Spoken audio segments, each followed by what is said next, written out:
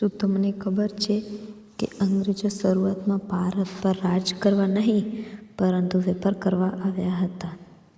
ઈસવીસન 1600ના British East India કંપનીની સ્થાપના થઈ. ધીમે ધીમે કંપનીએ ભારતમાં પોતાનો પ્રભાવ વધાર્યો. ઈસવીસન 1757માં પ્લાસીની લડાઈ બાદ અંગ્રેજોનું શાસન મજબૂત બન્યું. 1857માં ભારતનો પ્રથમ સ્વાતંત્ર્ય સંગ્રામ થયો. તેના પછી ઈસ્ટ ઇન્ડિયા કંપનીનું શાસન સમાપ્ત થયું અને ભારત સીધું બ્રિટિશ સરકારના નિયંત્રણ હેઠળ આવ્યું.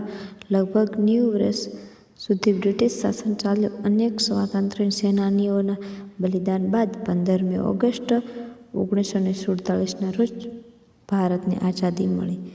ધન્યવાદ. આવા વિડીયો માટે લાઈક કરો, શેર કરો અને સબસ્ક્રાઈબ કરવાનું ભૂલશો નહીં.